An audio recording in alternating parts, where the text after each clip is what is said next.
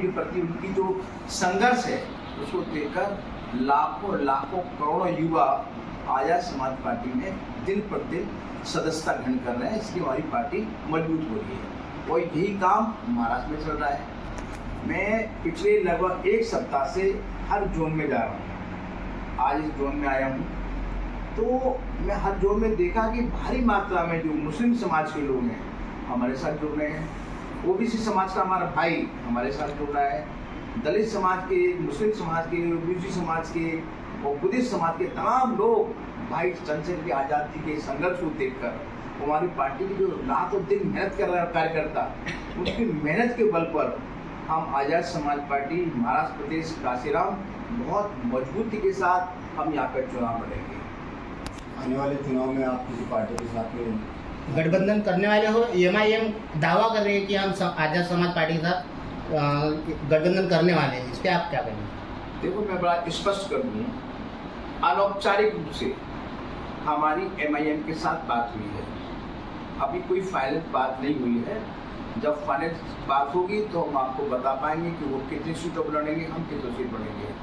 और ये सीटों का जो फैसला होगा या फाइनल जो स्टेप लगेगी हमारे राष्ट्रीय अध्यक्ष जी के लिए, राष्ट्रीय अध्यक्ष जी जैसा निर्णय लेंगे उसका पालन करेंगे, हम कार्य करना है।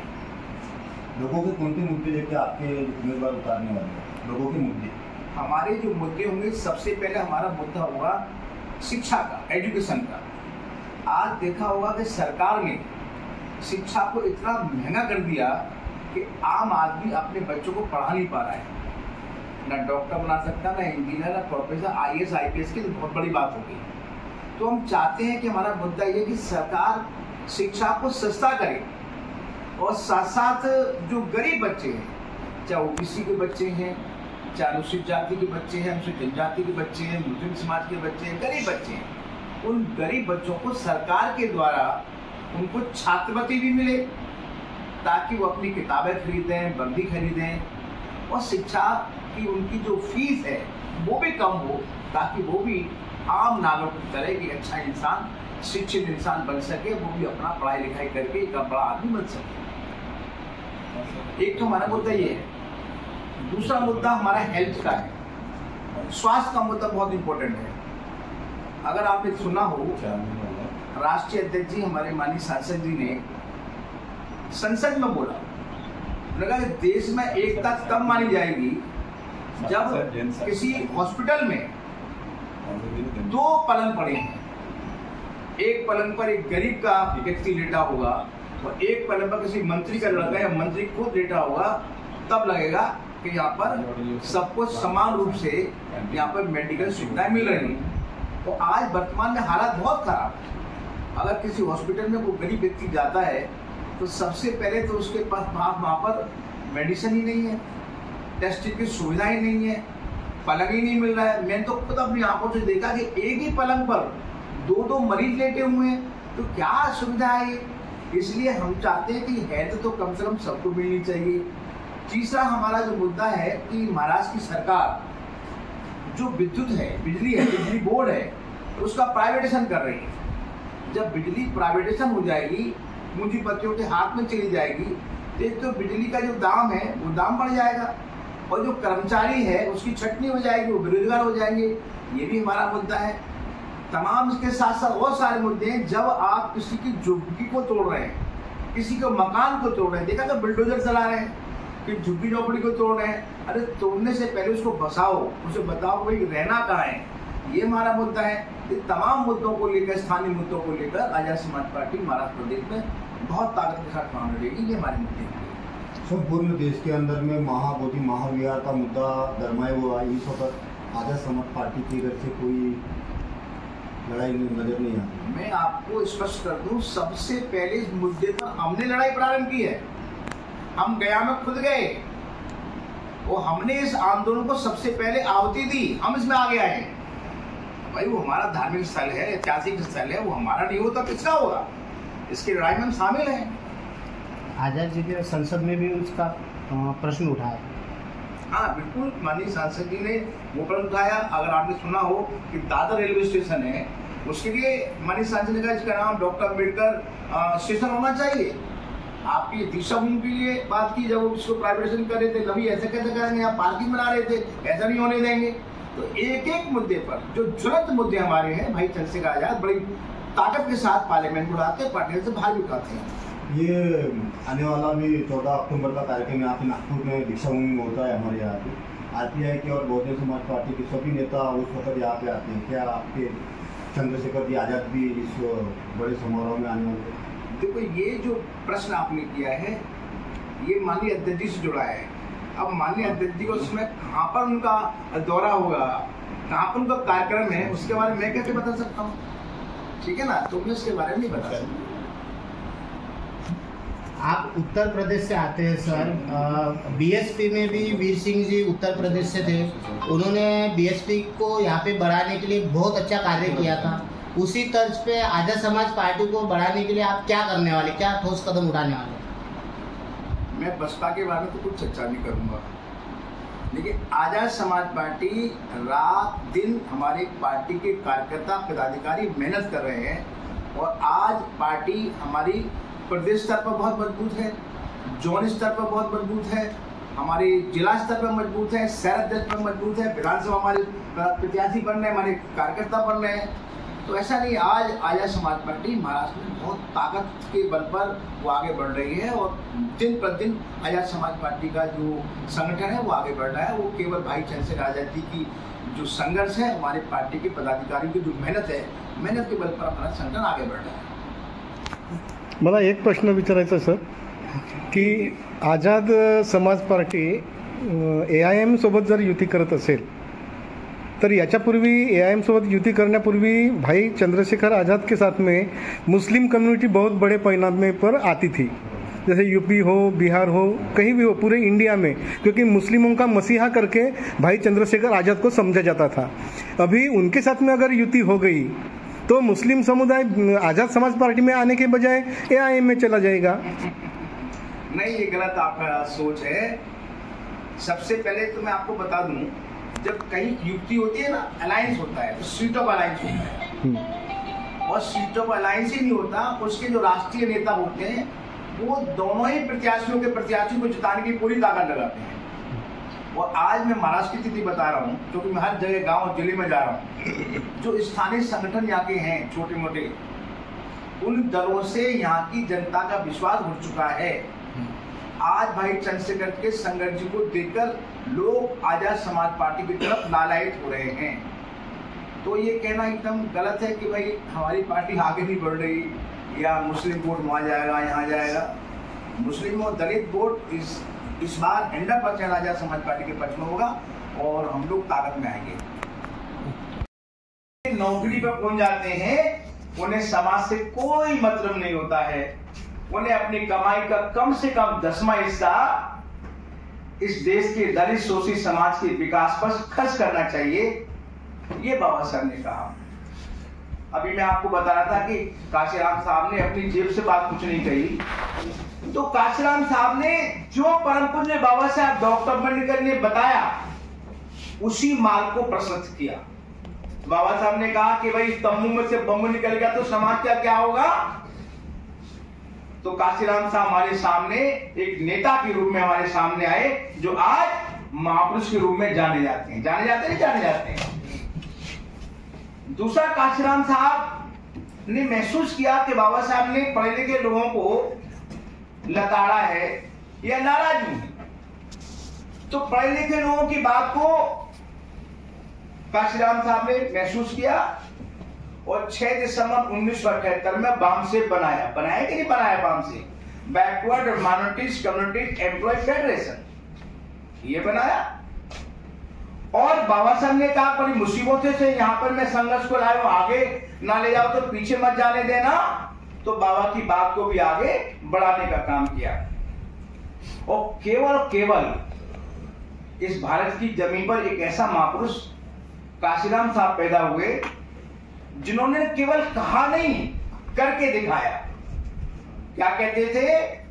वोट हमारा, राष्ट्र हमारा, नहीं चलेगा बोलते थे ना। यूपी में करके दिखाया, वोट हमारा है तो सरकार की हमारी बनेगी। उत्तर प्रदेश में 1 बार नहीं 4 बार सरकार बनी ना। फिर हमारे कुछ लोगों ने व्यक्तिगत स्वार्थ के बल पर, लालच के बल पर समाज को धोखा दिया और पूज्य काशीराम साहब का जो मूवमेंट था वो धराशायी हो गया। जैसे बाबा साहब के जाने के बाद हम लोग अनाथ समझ रहे थे, ऐसे काशीराम साहब के जाने के बाद सच बता रहा हूं, हम भी अपने आप को अनाथ समझ रहे थे कि अब हमारे मूवमेंट का होगा क्या। जो काशीराम चाहते थे कि देश में हम भी मान सम्मान स्वाभिमान के साथ देश में जिए, उल्टा हुआ। आज देखो हर गांव में हमारी पिटाई होती है, हर मुस्लिम भाई के साथ अन्याय हो रहा है, दलित के साथ अन्याय हो रहा है, ओबीसी के साथ अन्याय हो रहा है। ये केवल इसलिए कि हमारे बीच में कोई ऐसा महापुरुष नहीं था। जब मूवमेंट खत्म हो रहा था, काशीराम साहब की कमाई 0 हो रही थी, तो मैं धन्यवाद देना चाहता हूं आदर के योग्य हमारे सम्मानित आजाद समाज पार्टी के राष्ट्रीय अध्यक्ष, उन्होंने महसूस किया कि काशीराम साहब की कमाई जो बर्बाद है, उस काशीराम की कमाई को बर्बाद नहीं होने दूंगा और काशीराम साहब का जो सपना है, सपने को पूरा करके दिखाऊंगा तो हमारे सामने नेता के रूप में आ गए। और आइए आपको जानकर बड़ी ताज्जुब होगा, मैं बहुत नजदीक से उनको जानता हूं। मैं भी बसपा में काम करता था, मैं भी बड़ा परेशान था, यार ये मूवमेंट में हो क्या गया। हम तो काशीराम साहब के जुड़े थे। 84 में मैं काशीराम साहब ने मुझे जनरल सेक्रेटरी बनाया था आगरा शहर का। ये तो सब कुछ खत्म हो गया। हम बहुत परेशान थे, बहुत दुखी थे। तो 5 साल से भाई चंद्रशेखर के संपर्क में आए, तो उनको हमने पढ़ा और जाना। 18 महीने केवल और केवल आपकी लड़ाई लड़ने के लिए वो जेल में डाल दिए गए। जेल में प्रताड़ित किया गया। जब मुस्लिम समाज के एनआरसी के मुद्दे पर दिल्ली में आंदोलन कर रहे थे, भाई को गिरफ्तार किया गया।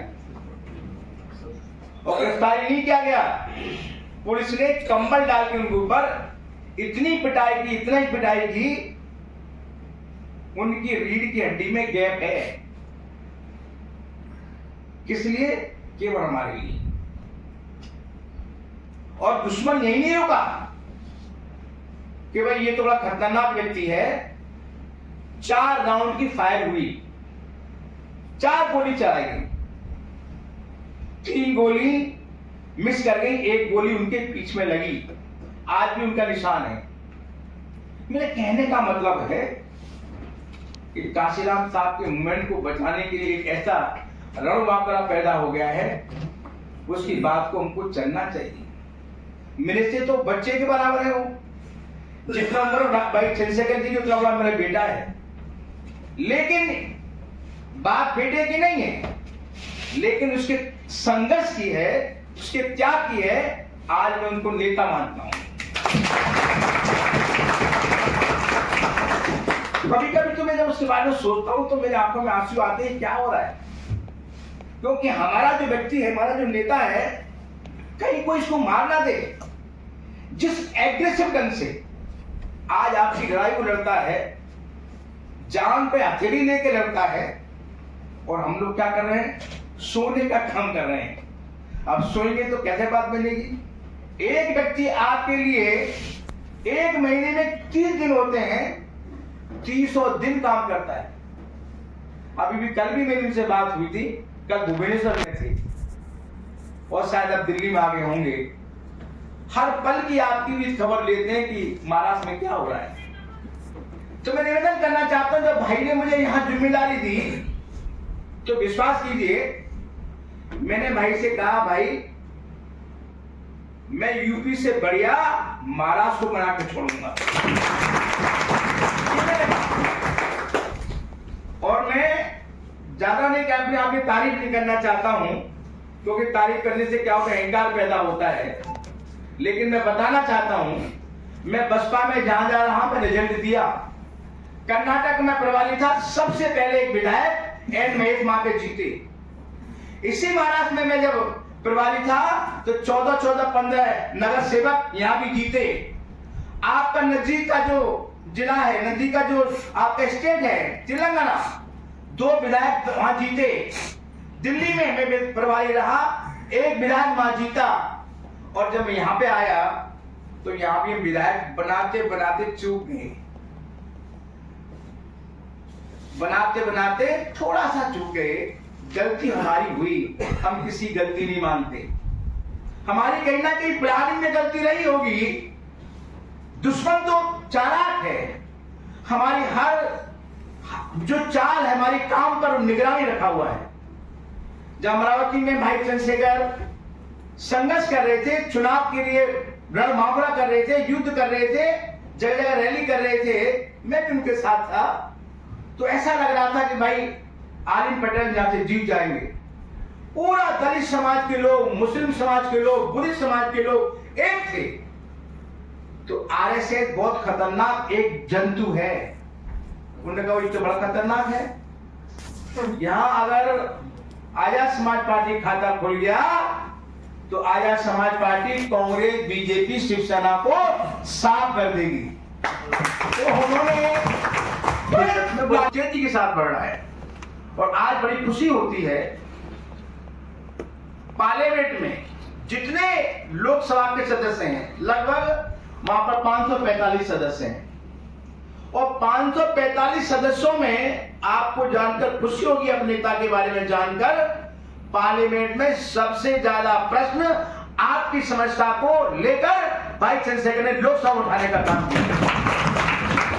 इसी लोकसभा के स्पीकर को भी कहना पड़ा है, हालांकि वो बीजेपी का है, कि चंद्रशेखर आजाद जी ने सबसे ज्यादा प्रश्न पूछे हैं, इसलिए उनको संसद रत्न अवार्ड दिया जाएगा। यही नहीं, एक टाइम्स मैगजीन है, वर्ल्ड की टाइम्स मैगजीन। टाइम्स मैगजीन में उन लोगों के नाम होते हैं जो ताकतवर लोग होते हैं। 100 विश्व में, वर्ल्ड में ताकतवर लोग हैं, उनमें से एक नाम भाई चंद्रशेखर आजाद का भी। तो ऐसे नेता के नेतृत्व में हम लोग काम कर रहे हैं। मुझे बड़ी हंसी आती है जब बीएसपी के एक छोटा कार्यकर्ता एक पैदा हुआ, इससे पूछा गया कि भाई आप चंद्रशेखर को जानते हो? तो अहंकार में क्या बोला, कौन चंद्रशेखर, हम नहीं जानते किसी चंद्रशेखर को। कौन बीमार बोला नहीं बोला, वो सोने की चम्मच लेकर पैदा हुआ है और चंद्रशेखर भूख गरीबी में पैदा हुआ है। अंदाजा लगा लो वो कहां खड़े हैं, हम कहां खड़े हैं। लोकसभा में उनका कोई सदस्य नहीं है। आज हमारे लोकसभा में आपको जानकर ताज्जुब होगा, भाई चंद्रशेखर आजाद कितने वोट जीते पता है आपको? 1,51,472 वोट जीते। और देश के प्रधानमंत्री कितने जीते पता है? 1,52,000। मात्र 700-800 वोटों का हमारा अंतर है। और नालायक लोग क्या कहते हैं, बहुत से लोग, ये तो चंद्रशेखर बीजेपी ने जितवाया है। बड़ी अच्छी सी बात लगती, बड़े बेवकूफी बात करते हैं। अरे भाई, जिस चंद्रशेखर ने इतनी मेहनत के बल पर मां नगीना में काम किया, उसकी मेहनत को पानी देना चाहते हैं। ये साजिश है, इस साजिश से हमको बचना होगा। पूज्य काशीराम साहब 3 बात कहते थे।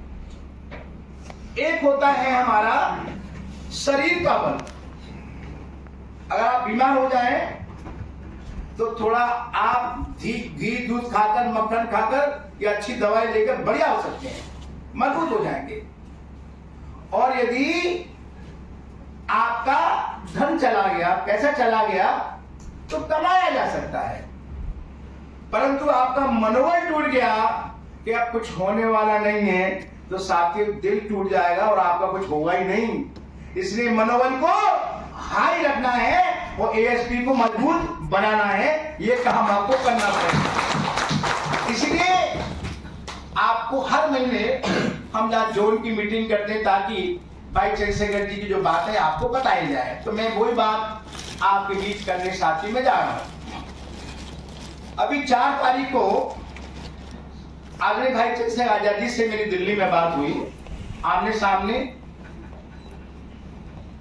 और मैंने कहा कि आजाद समाज पार्टी भाई बहुत ज्यादा तो मजबूत नहीं है, लेकिन हमने जोन की और स्टेट कमेटी, जिला की, कुछ शहर की हमने कमेटी बनाई है। हमारे पदाधिकारी की इच्छा है कि हम ताकत के साथ चुनाव लड़ेंगे। तो हमने कहा कि भाई हम एक निवेदन करना चाहते हैं कि हम इस देश में दलित मुस्लिम भाई भाई का एक संदेश देना चाहते हैं। तो भाई बड़े खुश हुए कि कैसे करना चाहते हैं उपाध्यक्ष जी। तो मैंने कि भाई हमने अभी इम्तियाज अली जलील हैं, इम्तियाज जलील जो MIM के हैं, उनसे 2 बार की चर्चा हुई और वो हमसे हाथ मिलाने को तैयार हैं। तो जब हाथ मिलाने को तैयार है तो हम भी तैयार हैं। जब दलित मुस्लिम दोनों हाथ मिलाएगा तो हम कांग्रेस और बीजेपी शिवसेना को यहाँ पर नेस्तो नाबूद गारंटी से करेंगे। अब आपको देखना है कि क्या चाहते हो आप। अब युद्ध के मैदान में आपको पिटना है या जीतना है, अब आपको देखना है। अब आपको निर्णय करना है कि जीतना है